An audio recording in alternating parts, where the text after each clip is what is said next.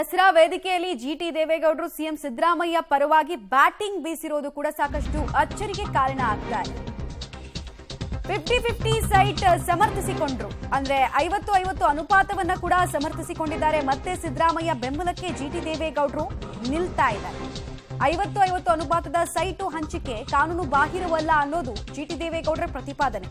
ನಾನು ಕೂಡ ಕಾನೂನು ಬಾಹಿರ ಸೈಟ್ ಪಡೆದಿದೆ, ತನಿಖೆ ಆಗ್ಲಿ ಅಂತ ಕೂಡ ಜಿಟಿ ದೇವೇಗೌಡರು ಇದೇ ವೇಳೆ ಹೇಳಿದ್ದಾರೆ. ಮತ್ತೆ ಸಿದ್ದರಾಮಯ್ಯ ಬೆನ್ನಿಗೆ ನಿಲ್ಲೋ ಕೆಲಸವನ್ನ ವೇದಿಕೆ ಇಳಿದ ನಂತರವೂ ಕೂಡ ಜಿಟಿ ದೇವೇಗೌಡರು ಮಾಡ್ತಾ ಇದ್ದಾರೆ. ಮೊದಲು ಕುಮಾರಸ್ವಾಮಿ ವಿರುದ್ಧ ವಾಗ್ದಾಳಿಯನ್ನು ನಡೆಸಿದ್ರು ಹಾಗೂ ರಾಜೀನಾಮೆಯನ್ನು ಕೇಳೋದು ಸರಿಯಲ್ಲ ಅಂತ ಹೇಳಿದ್ರು. ನಂತರ ಮೂಡಾದ ಅಧಿಕಾರಿಗಳ ಕ್ರಮ ಪ್ರೊಸೀಜರಲ್ ಲ್ಯಾಪ್ಸ್ ಆಗಿಲ್ಲ ಅನ್ನೋದು ಕೂಡ ಜಿಟಿ ದೇವೇಗೌಡರು ಮಾತಾಡ್ತಾರೆ. ಸ್ಪೆಸಿಫಿಕ್ ಆಗಿ ಹೇಳಿದೆ, ವೇದಿಕೆ ಮೇಲೆ ಸ್ಪಷ್ಟವಾಗಿ ಹೇಳಿದೀನಿ.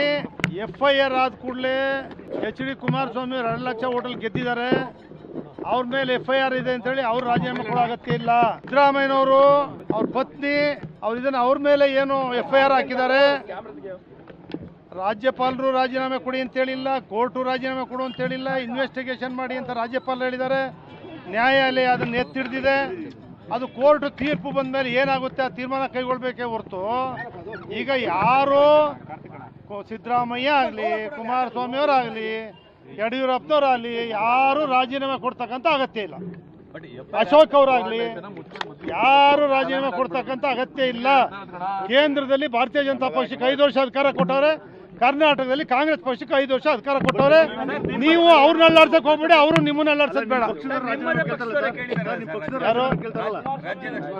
ನಾನು ಚಾಮುಂಡೇಶ್ವರಿ ಸನ್ನಿಧಿನಲ್ಲಿ ಒಬ್ಬ ಚಾಮುಂಡೇಶ್ವರಿ ಕ್ಷೇತ್ರದ ಶಾಸಕನಾಗಿ ನಾನು ಮೈಸೂರು ಭಾಗದ ಅಭಿವೃದ್ಧಿಗೋಸ್ಕರ ಸಿದ್ದರಾಮಯ್ಯನವರು ಮುಖ್ಯಮಂತ್ರಿ ಆಗಿರೋದ್ರಿಂದ ಅಭಿವೃದ್ಧಿ ಮಾಡಿ, ಬರೀ 5 ಗ್ಯಾರಂಟಿ ಮೇಲೆ ನಿಂತಿದ್ದೀರಿ, ರಾಜ್ಯದ ಅಭಿವೃದ್ಧಿ ಮಾಡಿ ಅಂತಕ್ಕಂಥ ಕರೆಯನ್ನು ಕೂಡ ಕೊಟ್ಟಿದ್ದೇನೆ.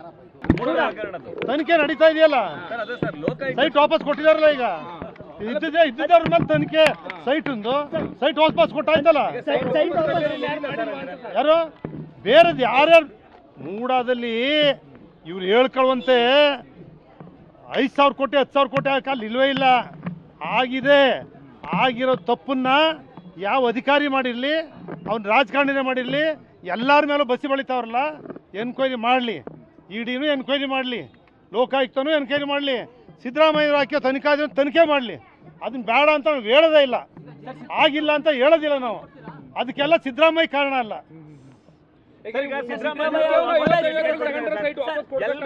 ಯಾರು 50-50 ತಗೊಂಡಿರೋರು